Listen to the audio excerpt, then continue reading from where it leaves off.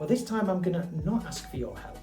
So I can show the viewers if they were doing this on their own. Okay. So I know that you have a small head, don't you? I do. So ahead of time, I'd tightened this one up. So this cap, let me just go into the cap here. So we have another hand-tied piece. Okay, so the hand-tied piece is great. We've got the soft net, as you know, it stretches and flexes. We have the PU ear tabs, which can be taped down. But again, another mono, but on this mono, we've got these 3 pieces of PU, which again can have tape onto there should you want a bit of a more tighter, more secure fit. But you know, again, that's down to the beholder and who's wearing it and what they need to do. So I'm just gonna, I think I might have over tightened this a little bit. So it's okay. Let's have a little look and see how this feels on you. So I'm bringing that forward. Like I said, this is a flexi cap. Does that feel okay? Yep. Okay. So just remember, ladies and gentlemen, with the wigs out there, you know, people are thinking about sizing. Head sizes do change and they do differ, but not by inches, by centimeters. And that's why we have adjustable straps with our wigs, so we can make those little alterations while we're on the go. Again, like I said, this is another human hair piece. This has got load of layers running through. Those lovely face framing layers. I feel it just looks and feels amazing, but just want to check the PU tabs. Now, this is where I'm a little bit out. Yeah. This one feels a little bit, can you feel it? I feel it. A bit further back, and this one's a bit further forward. So what I'm going to ask you to do is to, when I go one way, if you resist slightly the other way. There we go. And that feels about right. But again, work with your customer, work with your model, work with whoever, because at the end of the day, you can tell me how it feels more than I know. Does it feel okay? It feels great. Perfect. So now from this one, I'm going to use a wand. Okay, this is a conical wand.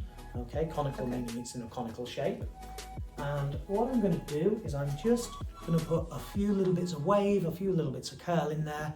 Okay. Nothing over the top, still very wearable. So I'm just going to start in at the back.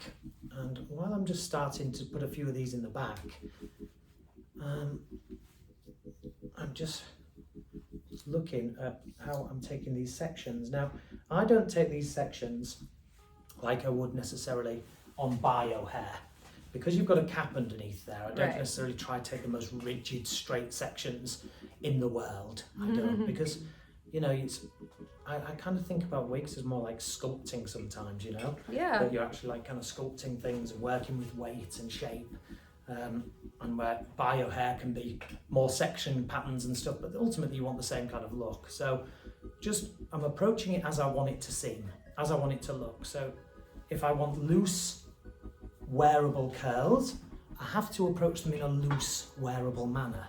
So that means taking a loose kind of section and then maybe a tighter section next time and then maybe a looser one. But, you know, we want that very wearable, almost you've done it yourself at home, that kind of finish. And here's a question, because this is interesting, because everybody does this different. When you style wigs, Roxy, do you style them on a head or do you style them on yourself? I've done both, but I like to style it on myself, which can be kind of challenging because you can't really see the back. Yes. But I always prefer to do it on a wig stand. Right, okay. That way I can get the whole thing, I can see it clearly, but if I'm being lazy or if I'm being trying to get out the door really quickly, I just put it on and I do a couple here and there tweaks and I'm out the door. Yeah, well, I mean, that's good to know. I mean, you know, funny enough, believe it or not, when I'm actually designing wigs, I'll sometimes try them on myself. Oh, really? It doesn't really go that well with the beard, but I've got to imagine. Yeah, exactly. how that they look. But yeah, I guess it's having eyes, nose, and a mouth. Right. You can kind of get balance to what's going on, right? Not doing anything that anybody can't do at home. You know, I'm just grabbing different size sections each time. Don't go too close to the roots because I want it to be quite a fashionable soft curl, so I want it flatter up top, not too big. And then just letting that drop, you know, letting that drop. Now, do you use any product before you start using the heat tool at all on these human hair wigs? What do you suggest? I mean, you can use wig stuff. It has to be proper wig stuff, or heat protector, but generally without seeing the heat protector itself, I'm quite, I'm cautious about giving advice because there are so many different products out there. I would tend to always work with our Rene of Paris products because I know that our Rene of Paris products are designed to work with our wigs. So that would be my advice. But with this piece right now, I haven't actually got anything on there because if you notice, I'm not having the heat on for long. Right. And other than bio hair, okay, so bio hair has oil.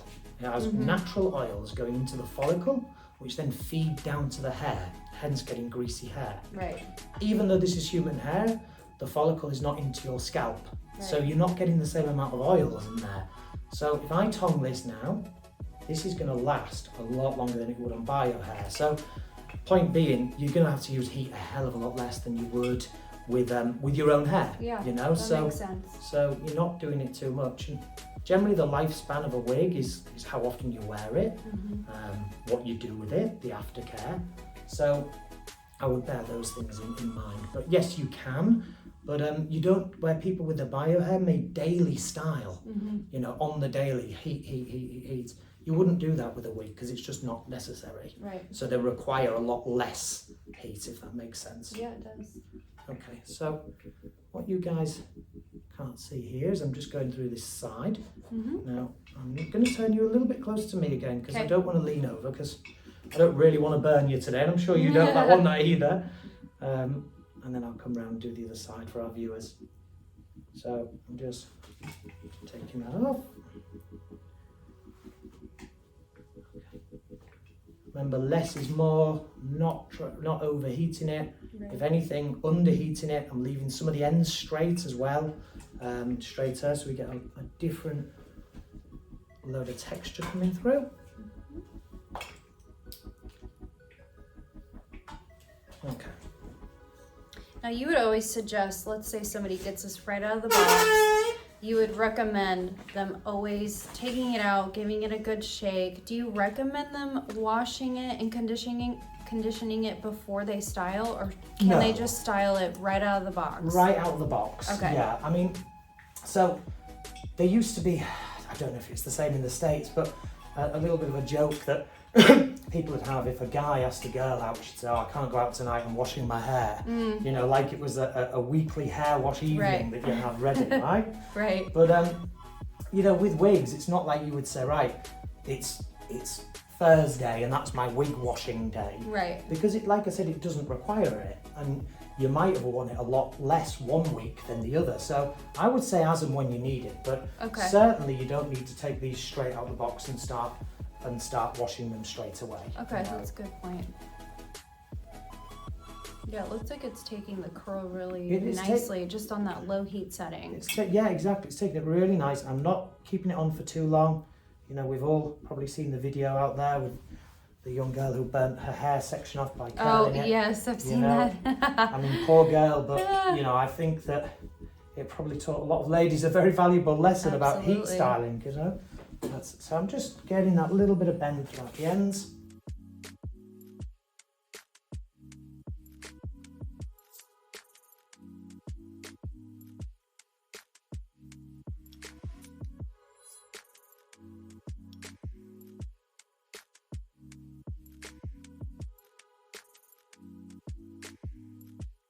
Be aware of how you're curling it, because we can get into a bit of a rhythm with curling and then just forget that we might need to do it in a different way. So do I want that onto your face? With this piece, no, I don't. I want, especially in the lighter area, I kind of want it to come back a little bit. So I kind of position that so it's coming back. So it still frames your face, but it doesn't swamp you. So you made a good point, because I always look at some wig manufacturers and it's a big pet peeve of mine when curl pattern is going in the same direction. Like it starts going this way, but it continues to go that way. Yeah. You know what I'm talking about? I know exactly what you're talking about. So I love how you're like changing up the curls and you're having them away from my face. It just, to me, that looks more natural. The same direction is great if you were, you know, if you were brushing it out into, say, like a Hollywood wave. Right. And you were doing finger waves, then you would need that. But if it's a curly look, and it's all going the same direction, you need to break it up a little. Yeah, for sure. Because curly hair wouldn't do that. Biological curly hair would not all go in the same direction.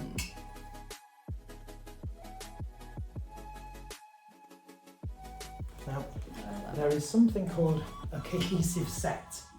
And a cohesive set is when the bonds in biological hair are still setting. Now, the bonds from the heat have been broken down and they're still setting right now as the hair's cooling down. So if you want a curlier look, hold the curls up or clip them up until they're cool, but I don't. I want a softer look, so I'm actually working with that. So I'm combing it through before it fully comes down. Yeah, that's so pretty.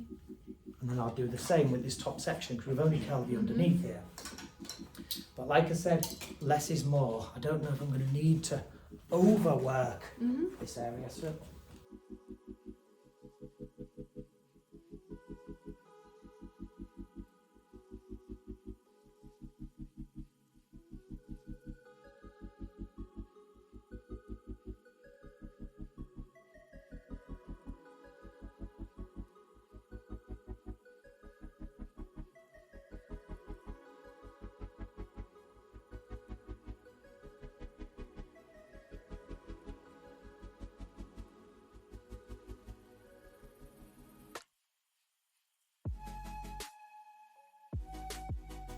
and do you have a preference with texture for yourself? Do you like it curly or straight? Or, I mean, you are a chameleon, aren't you?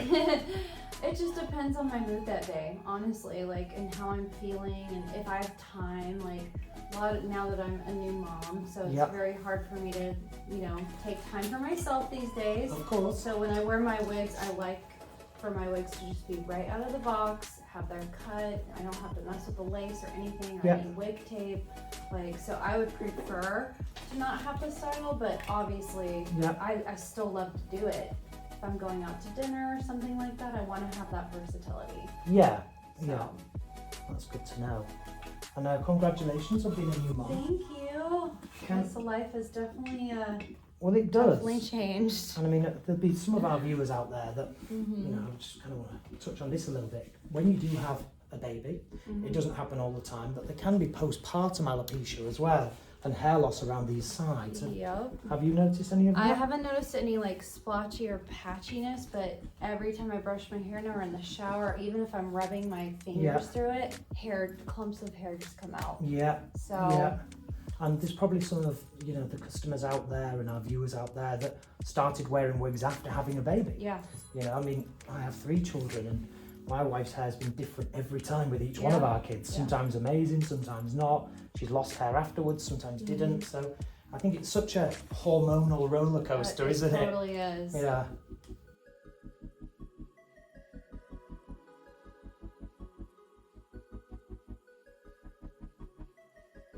So keeping all the straightness up here, keeping that it's so pretty. up, and then just that little loose curl towards the ends. Now I'm sure, because we are very, very individual, the way we like our curls and our curl patterns, so I'm sure there's probably the odd person out there thinking, oh, that's a little bit too curly for me. Well, if you are one of those people, and you maybe think it's slightly too curly, what you can do is once you've styled it, is take a section, pull it slightly tighter, and then just run the heat over. And that then will make that curl more into a wave. And again, if it's not curly enough, then you could take a few extra sections here and take them a bit closer. So I've kind of gone midway, but I've shown you a little trick to over curl or to under curl. So this one is Brielle, and this is that wonderfully delicious colour, brown spice. And I love that on you. Yeah, it's gorgeous. Really do. Really Super natural. And you'd be able to do, a lot with this. You know, now it's got the curl in there. Yeah. If you wanted, you could put that into cute. like an up style or take it up, or you know, even like that kind of Veronica Lake kind of vibe. You know, having that all to one side looks pretty beautiful as well. And just to give that Hollywood look, we can go in with the boar bristle brush, which just that kind of connects that, and we get that little bit more kind of 20s kind of glamorous kind of swing to it. So in a minute I'm going to give you a little twirl so our viewers can see where it sits at the back. Okay. Just brushing that into a really nice S wave. Stunning. So just brush, brush, brush, brush, brush, brush. Now, if I was to pull that straight, because that has the wave in it, just move forward slightly. That's where that length finishes. I'm going to pull that straight. And if you wanted to break that up from the back, so I know that's quite wavy now, just go in with the wide tooth comb. I'm just using the Remy of Paris wig lift comb, which I find really helpful when I'm styling, especially to give me that looser kind of texture. Okay. That's good. Perfect. I almost don't want to take it off you now. I know. But we have to, so we've got so much more stuff to see. Okay, I'm excited for the next one.